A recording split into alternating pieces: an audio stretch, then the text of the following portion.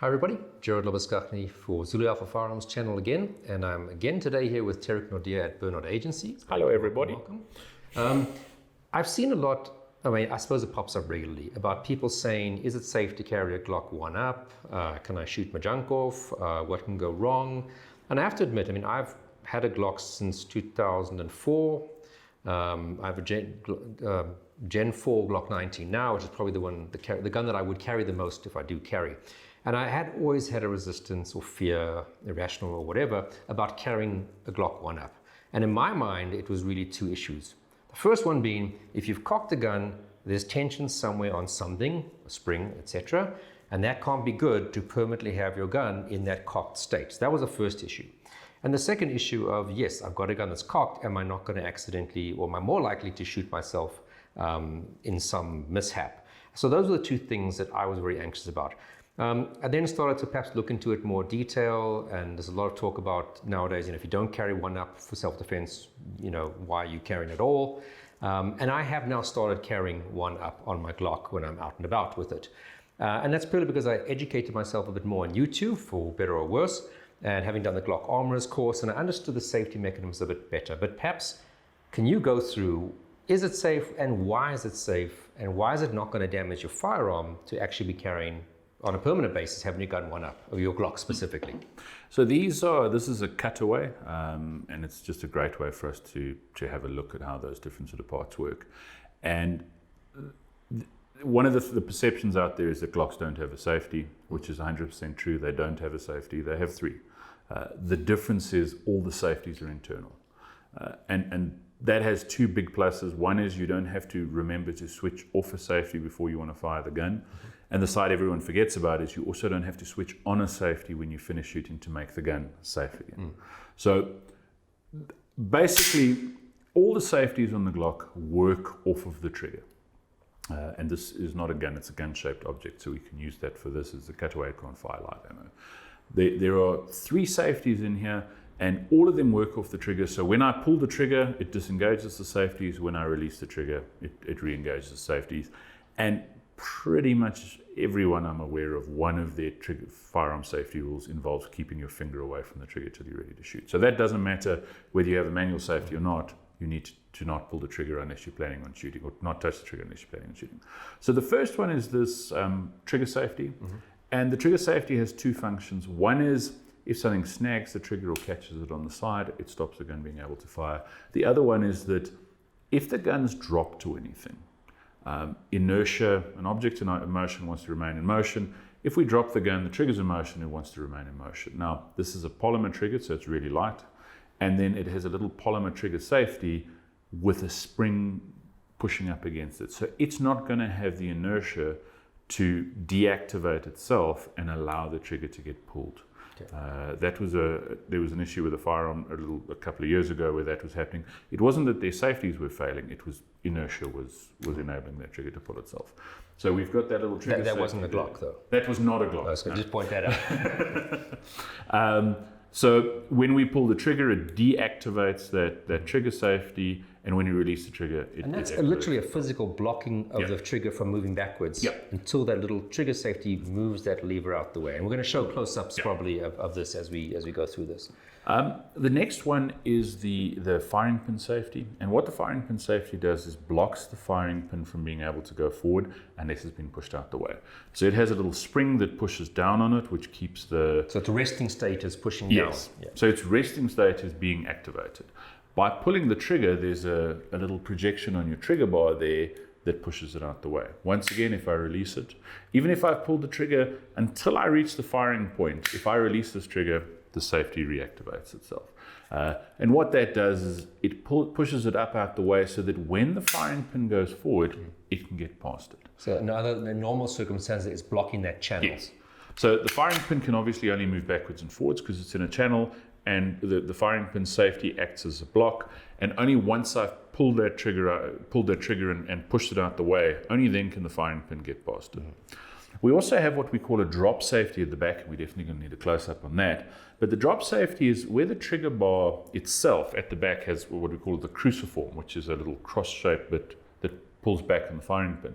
Where that pushes back on the firing pin, the firing pin can't go past it because there's a metal block in the way.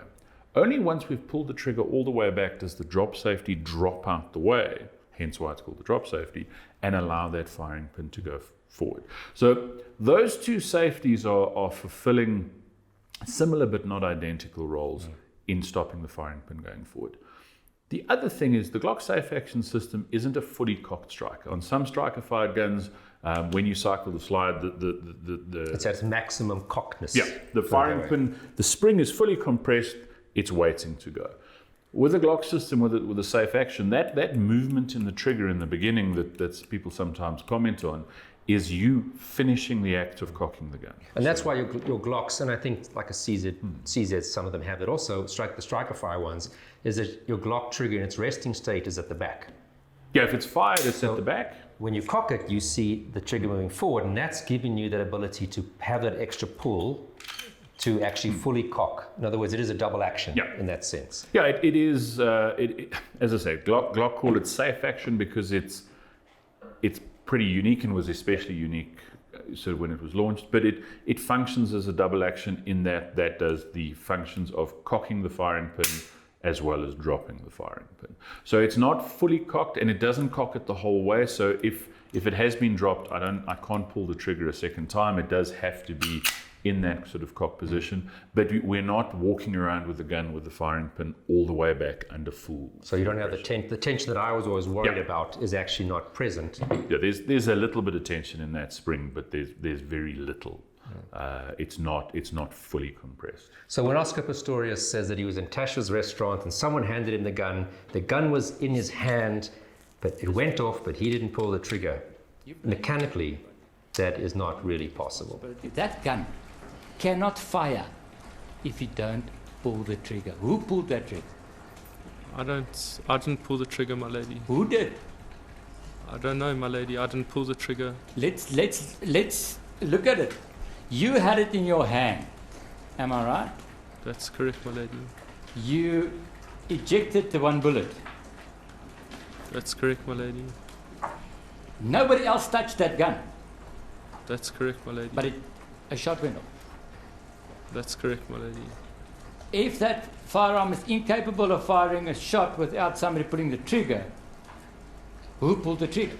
In my opinion, the trigger was most likely pulled in order to make unless that someone gun has fire. altered the gun radically and adapted the safety mechanisms, etc., etc., etc. It's not going to go off.